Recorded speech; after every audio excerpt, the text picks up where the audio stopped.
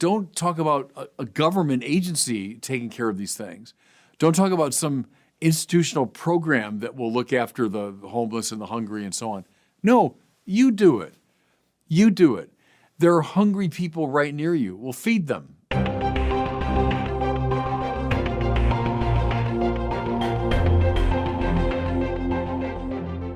Welcome back to the Word on Fire show. I'm Brandon Vaught, the host and the senior publishing director at Word on Fire. Almost all of us want to be a good person, but how do we actually do that? How do we become a person of love? That's what we're discussing today with Bishop Robert Barron, joining us from Rochester, Minnesota. Bishop, good to see you. Hey, Brandon, how you doing today? Pretty good. I hear there's some exciting developments and updates with the new pastoral center that you're building there in Rochester. Tell us about that. Yeah, as we record these words, I'm not sure when the show will come out, but as we record them, I just got back from a meeting at the new pastoral center. It's about, 6 or 7 minutes from where we're recording these words. It's in Rochester here. And we're moving, the headquarters of the diocese from Winona to Rochester.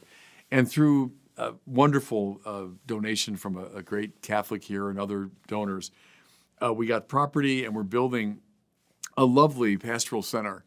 And I brought in an architect friend of mine, Matt McNicholas from Chicago, who was trained at Notre Dame in classical Catholic architecture. And he sort of enhanced the building to make it more Catholic in appearance. In the center of it, it's got two wings. In the center, though, is a great chapel, and with a rose window and a vaulted ceiling.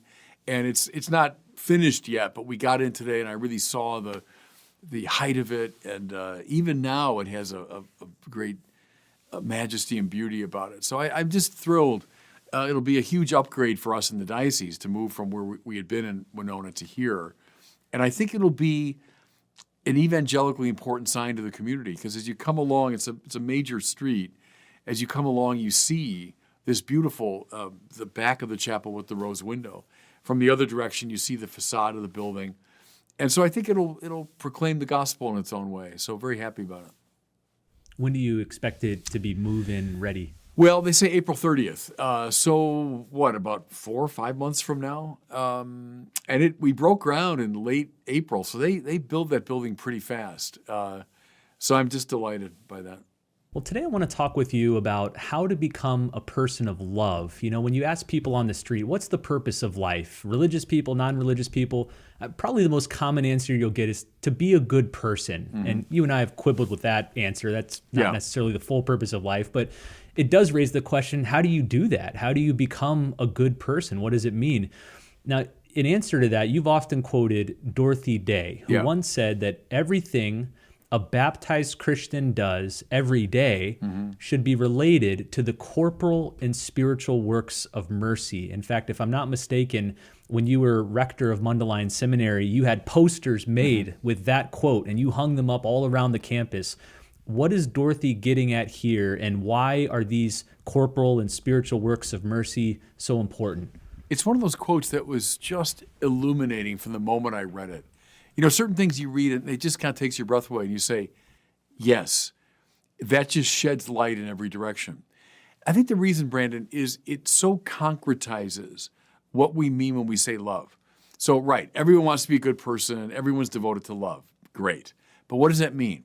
It means to will the good of the other. And you say, okay, I get that, but that's still kind of abstract. What does it mean to will the good of the other? And her answer was, it means the corporal and spiritual works of mercy, these works of love, right? An outreach in love to those who are suffering in some way. Now we're talking concretely about the Christian life. I like how Pope Francis likes that word concrete, to make something real. Because we religious people, especially, we can sometimes lose ourselves in gassy abstractions. Okay, so I'm a person of love. Well, that looks like something. It looks like these very particular acts. And so it's a great way of anchoring your spiritual life and your moral life. I just realized maybe there's probably some people listening who aren't familiar with corporal and spiritual works of mercy. So maybe we could back up one step and just give us a basic overview of what these are. We're going to walk through each of them one at a time, but what are these in general? Well, we should just probably name them, right? To feed the hungry, to give drink to the thirsty, to clothe the naked, to provide shelter for the homeless, to visit the sick, to bury the dead. I'm always missing one. Visit the imprisoned. Visit the imprisoned. So they're very concrete, aren't they? They're very particular. No, don't talk about a government agency taking care of these things. Don't talk about some institutional program that will look after the homeless and the hungry and so on. No, you do it. You do it. There are hungry people right near you. Well, feed them, you know? So it anchors the moral life in a way that is both unnerving and liberating. So you listed out the 7 corporal works of mercy. There's also 7 spiritual works of mercy. I thought maybe we could devote a discussion to that in a couple weeks or so. Okay. I want to focus on the corporal works of mercy today. Would you say it's correct that we, as people aiming to be people of love, should use these as a litmus test, that Yes. these are the marks we should measure our love against? Yes, because if you say, all right, to love means to will the good of the other and do something about it. All right. Now, show me.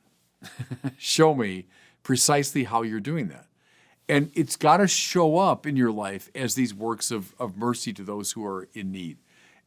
So yes, I think it's a very good way to ground the Christian life. All right, so let's go through them one at a time. I thought, if nothing else, this might be a good opportunity for all of us to use as an examination of conscience as we're discussing these. Yes. To think through. Yes. Am I following these myself? Yeah. Maybe we can group the first few together. So the first 3 are feed the hungry, give drink to the thirsty, clothe the naked. How do you read these 3? Very basic needs of people that have to be met. Again, we can fly into the realm of abstraction. Oh, I'm helping people. Well, how? There are people who are in need in this most basic way. Now you say, oh, I guess, overseas, so I'll send some money to the missions. Well, fine. I have nothing against that. Please do it. And that is a way of doing the works of mercy. But we can forget, Brandon, very easily. I don't care who's listening to me right now. Trust me, within 10 minutes of where you're sitting, there are hungry and thirsty people. There are. I lived for 6 years, as you well know, in Santa Barbara, California, one of the most, exclusive parts of the world. Oprah lives there in Montecito. Prince Harry lives there. Kevin Costner, movie stars live there. I lived, 15 minutes from where they live. I didn't live in a fancy schmancy neighborhood, but Santa Barbara. But 10 minutes from my house in Santa Barbara, maybe less than that, there were people who were hungry and thirsty and on a chronic basis. So don't think that the hungry and thirsty and those who need decent clothing are just in some distant, Asian or African country. They are, no matter where you're hearing me, they are within 10 minutes of you. So what are you doing to help them? Now, homeless shelters and soup kitchens, and great. Believe me, there's one not far from you. I don't care where you are. There's one not far from you. Go, help out. Give money to it. Yes, indeed. Be a presence at a place like that. Yes, vote in accord with some of these principles. Sure, do all those things. But I like the direct involvement, that you personally kind of getting your hands dirty, so to speak. You get involved in these activities. But, think of something, Brandon, as simple as a mom preparing a meal for her kids. Well, that's a corporal work of mercy. She's feeding the hungry, Think of someone who's getting a lemonade for someone who's thirsty after a run or something. Sure, that's giving drink to the thirsty. So it's not like just the dramatic cases of, those who are in dire need, but even those simple gestures of assuaging someone's hunger or thirst. Clothe the naked. There are people who are in need of warm clothing. A lot of people listen to me right now. Within 10 minutes of you, there are centers that provide clothes for people that need them. Babies who are, in poor families that need basic clothing. One thing I mentioned, I think maybe at the Good News Conference, I said the closet is a very interesting place for some spiritual work. What I meant was, you go into your closet and trust me, you're going to find all kinds of things in there that you don't wear, that you haven't worn in ages. There's a shirt. Why is that still here? I haven't worn a thing in 3 years. Well, that's a very good sign that it's time to give that away. Someone once said to me, there should be like an expiration date on clothes, like on food. Like if this shirt expired in 2019. Good. Go into your closet and find shoes and shirts and pants and coats that you can and should give away, and give. That's clothing the naked, right? So I like the particular concrete quality of these things. You shared that Dorothy Day quote just kind of rocked your world and left an indelible mark. There was a similar quote that I encountered when I was in college. At the time, I was a Protestant, and there was an evangelical writer named Shane Claiborne, kind of an evangelical version of Dorothy Day, wrote a book called The Irresistible Revolution about serving the poor.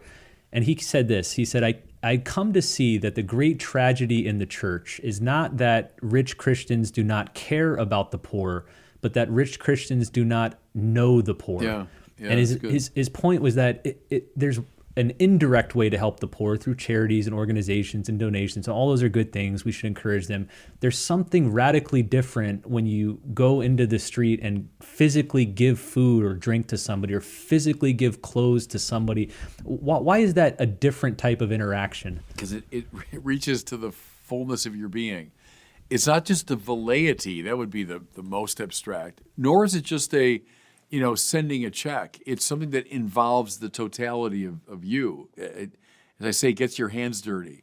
Or Pope Francis, it gives you the smell of the sheep, So I think it's an incarnational understanding of these works.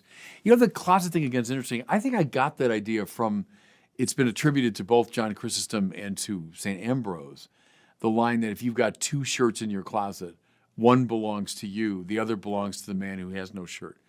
Talk about a quote that takes your breath away, right? If you let that one sink in, I don't know. I mean, look at all the shirts I got in my closet, many of which I don't wear anymore. And you kind of wear the same thing every day. Yeah, that's right. I wear a lot of the same look every day, basic black. So there's such a good, challenging, and incarnate way of expressing love. So those are the first three of the corporal works of mercy: feeding the hungry, giving drink to the thirsty, clothing the naked.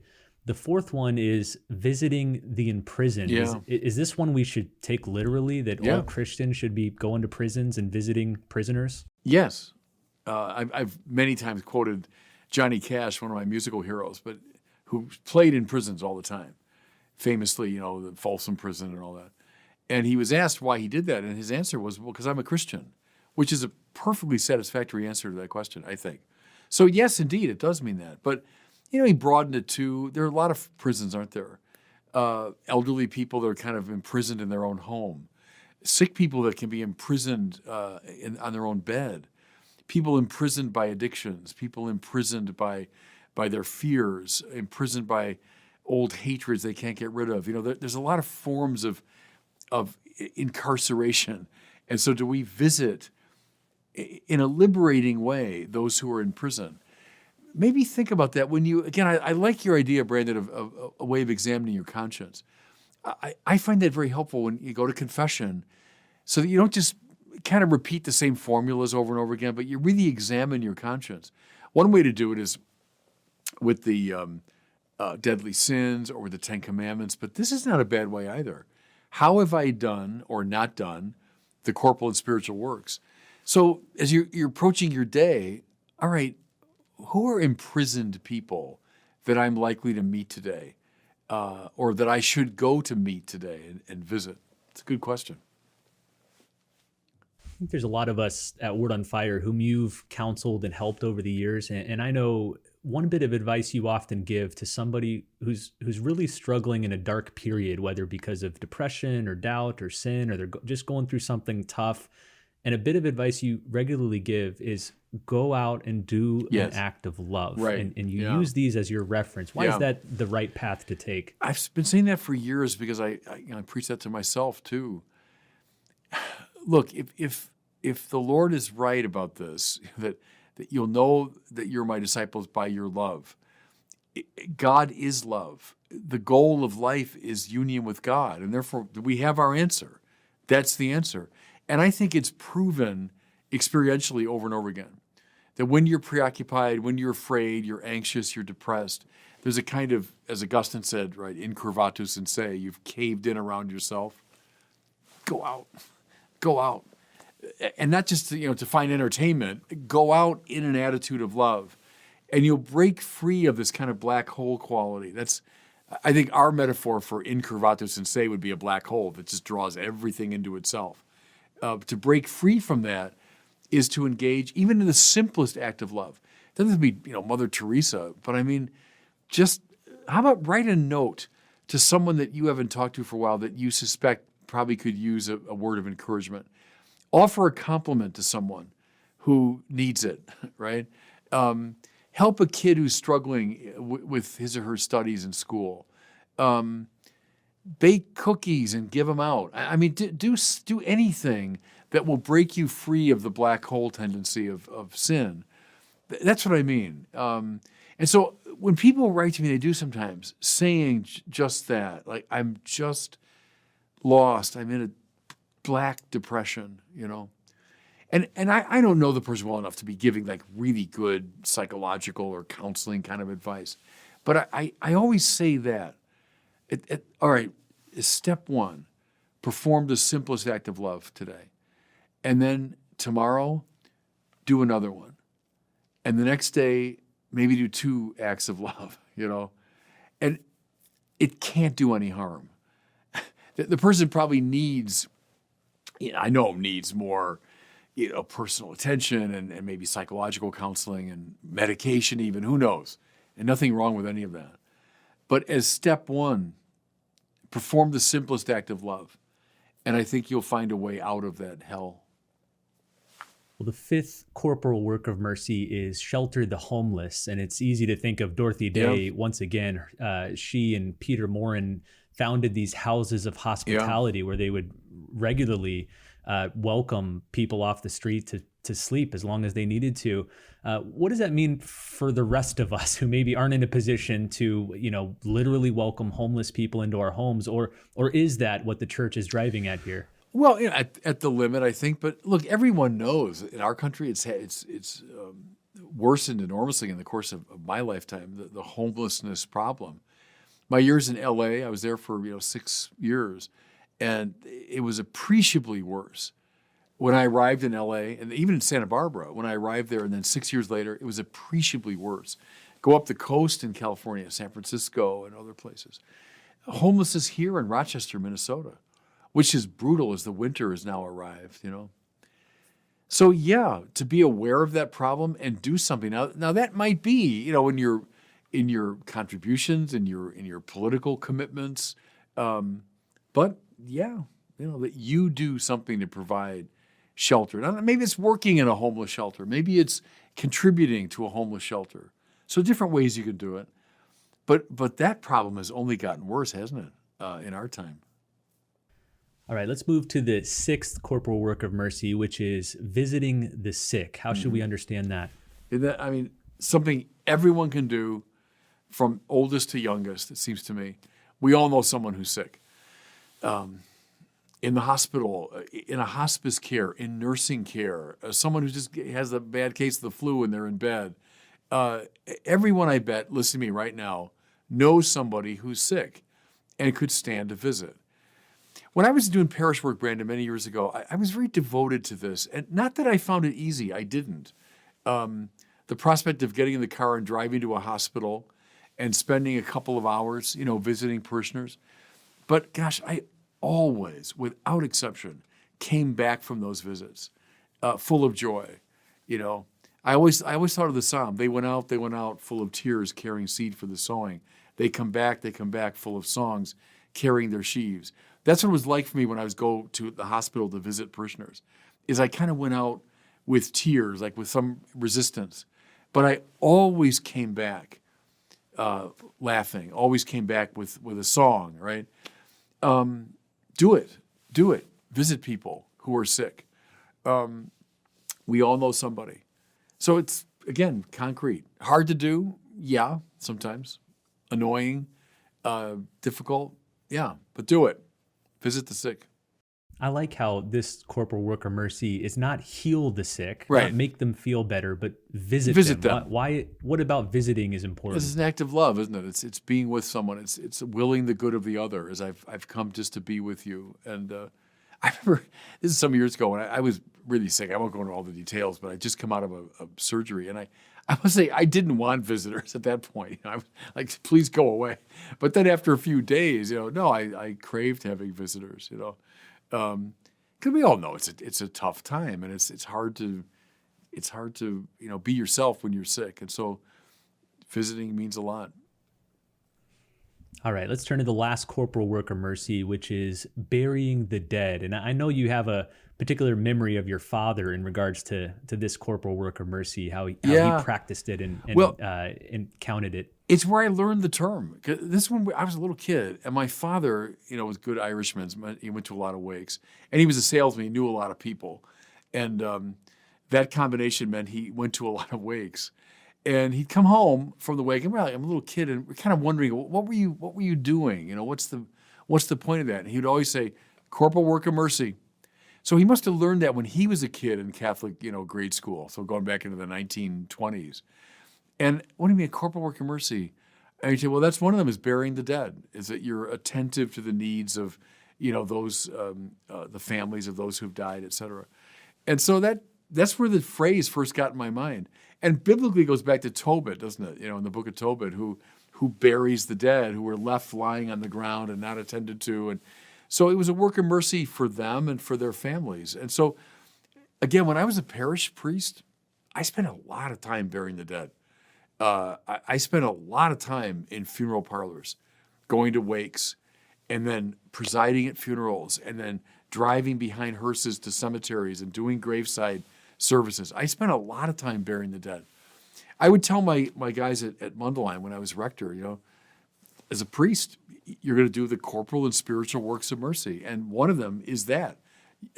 You'll be 26 or 7 years old. It's a beautiful summer day, and you're following the third hearse of the week, But that's the game. That's what we do. We do the corporal and spiritual works of mercy.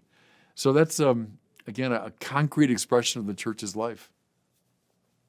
As we wrap up here, I wanted to ask one more question about these corporal works in relation to families. Bouncing off something you said just a little bit earlier is, I talk to a lot of mothers and fathers with lots of kids, and they already feel overwhelmed thinking of adding all these extra corporal works of mercy to what they're doing. But I know for me, there was once a priest who impressed upon me the need to practice these within the family, and Yes, how parents yeah, are absolutely. naturally already doing Yes. at least six of these things Right, every feed day. the hungry. Think of all the times, Brandon, you and Kathleen have fed your children and give them Most a drink days, when they're most days.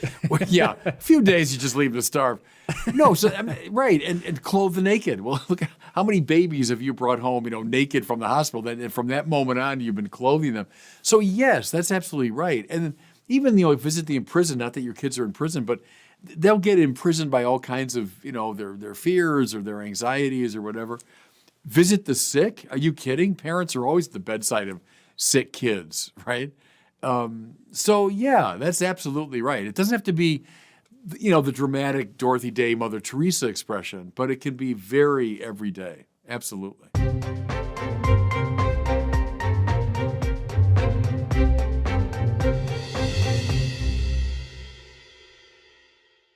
Well, it's time now for our question from one of our listeners. Today we have one about sin, the passing on of sin. Here's the question. Hi, Bishop Barron. My name is Gigi, and I'm wondering, since I did not inherit the sins of my parents, why did I inherit the sins of Adam and Eve?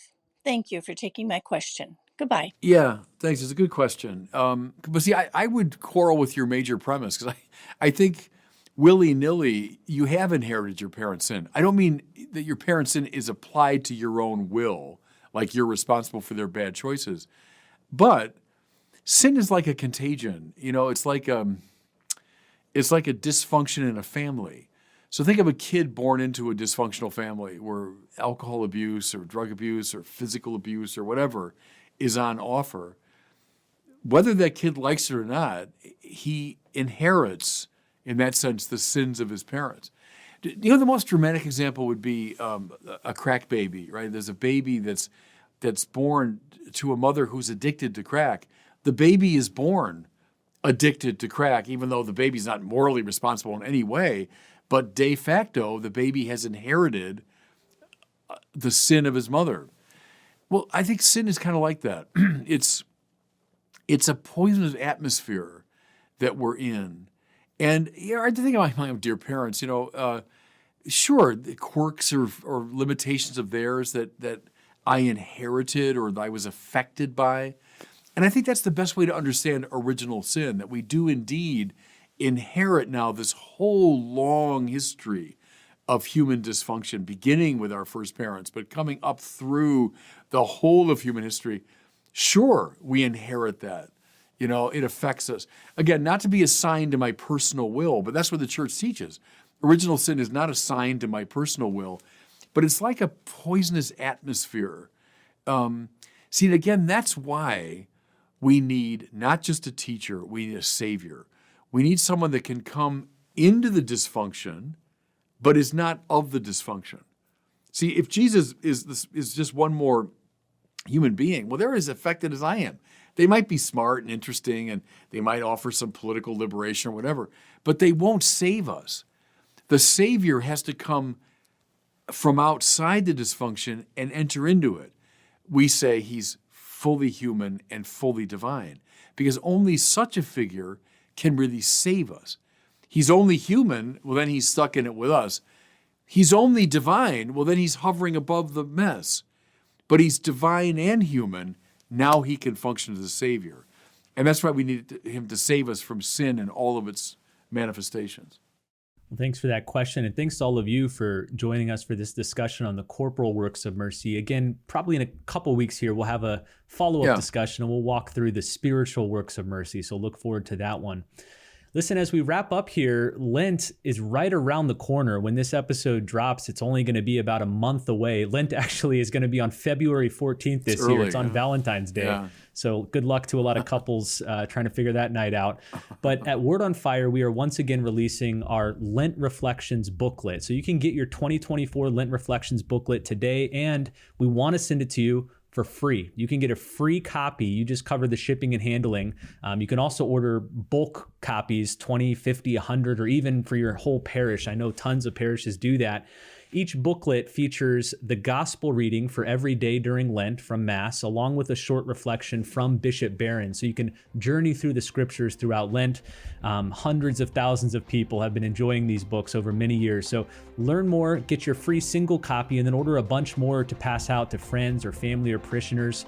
You can find out more at the website wordonfire.org/Lent2024. The website's wordonfire.org/Lent2024. I'll include a link to that in the show notes.